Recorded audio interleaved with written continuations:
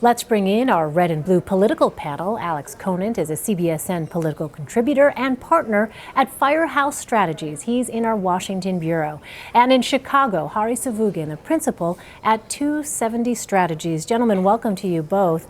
Thank you. Elaine. Alex, I want to start with you. Soon after Jeff Sessions said that he'd recuse himself from Russia investigations, the White House came out, announced there had been this meeting between two aides and Russia's ambassador during the transition.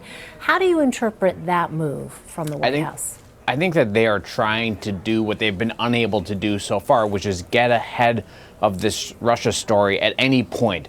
We continue to learn about these events, these meetings, these conversations from the media instead of from the administration. In fact, there were reports that last night the Trump administration, the Trump White House, found out about these meetings between Sessions and the Russian ambassador from the media reports themselves rather than from Sessions himself. So I think that now they are doing what they should have been doing from day one of the administration, which is trying to get all the facts out on their terms. That's why I assume that they are reporting those meetings now. And Hari, in the president's statement, he said that Democrats are trying to, quote unquote, save face after losing in the presidential race. That's the same message the president's given for months. How sustainable a rebuttal do you think that is to these questions of possible contact with Russia? Well, these are very serious questions. I don't think they have anything to do with politics. They have to do with the integrity of our electoral system, our democracy, and our national security.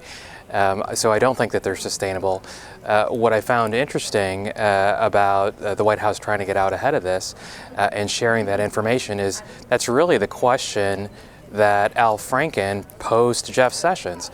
Senator Franken didn't ask him if he had contact with Russians. Attorney General Sessions volunteered that himself. The question was, would he prosecute or would he investigate folks who, on the Trump campaign, who had that contact? And the White House went out and volunteered that today. Let me ask you, Alex, the last administration official who lied about his contact with Russian officials, Michael Flynn, ultimately resigned.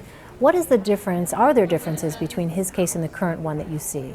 Well, I think there's some obvious differences. First and foremost being that Michael Flynn apparently lied intentionally to the vice president, Michael Pence, about the content of those conversations, whereas it appears that Jeff Sessions either forgot to mention the meetings or didn't think that they were relevant to the specific question that Senator Franken was asking. Either way, most legal experts don't think that he actually perjured himself in those hearings, although I'm sure there will be a lot of second guessing on the partisan side. But to Hari's point, I mean, this is crisis comms 101, and I agree with Hari here, which is that if they want to get control of the situation, you got to get in front of the situation. And so if Senator Sessions had answered the entire truth and been fully transparent in his hearing, we would not be talking about this today. If he had said at the hearing, yeah, by the way, I met with the Russian ambassador once last year, not a big deal, we didn't talk about the campaign, nobody would be talking about it now. This is an issue because we learned about it from the Washington Post, and it put the Trump administration in full crisis mode.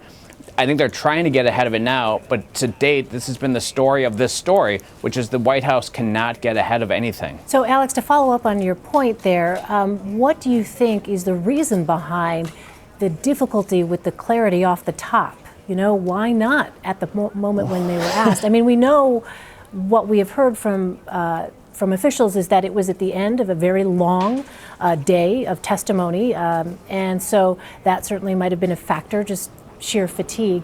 But in terms of this very serious question, why not, you think, some more specific outlining, the way that we heard Jeff Sessions talk about it on this day?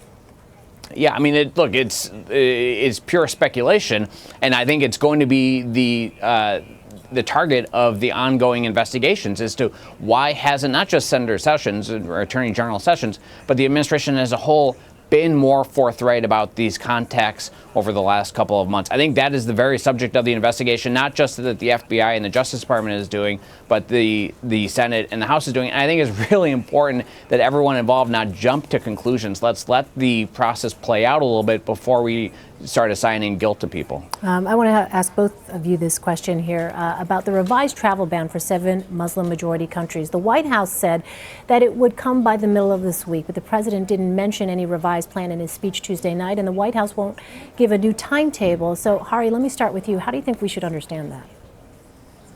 Well, I think there's some fundamental legal issues with the ban that a revision of the language won't address. They're relying on a law that says that the president has authority to ban certain immigrants. However, that law also says you can't discriminate based on nationality.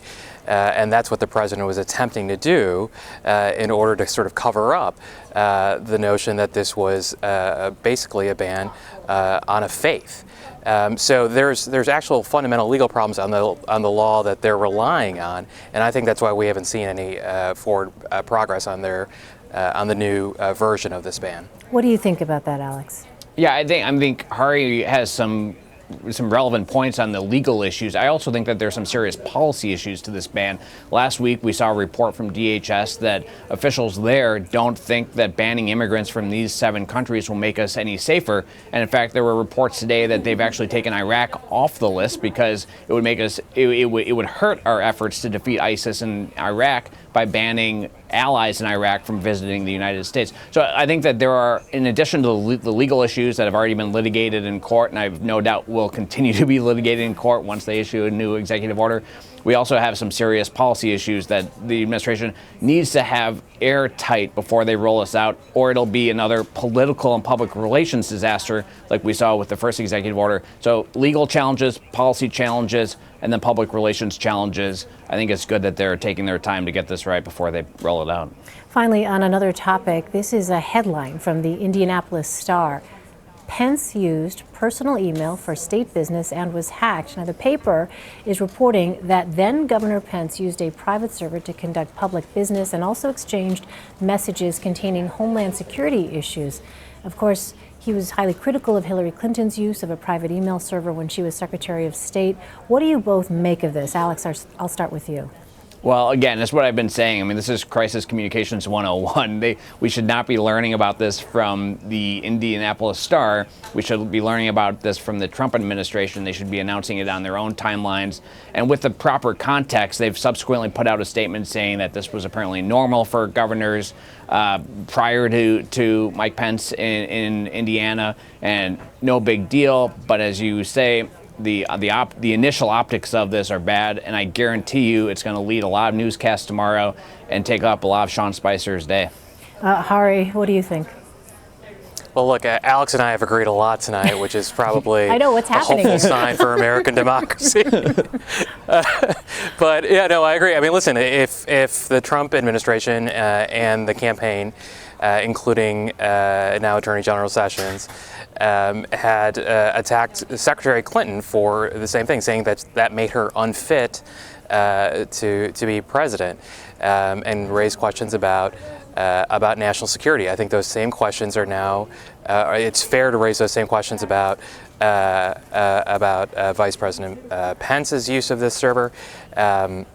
As well as all these other questions around national security, including various administration officials' ties with Russia.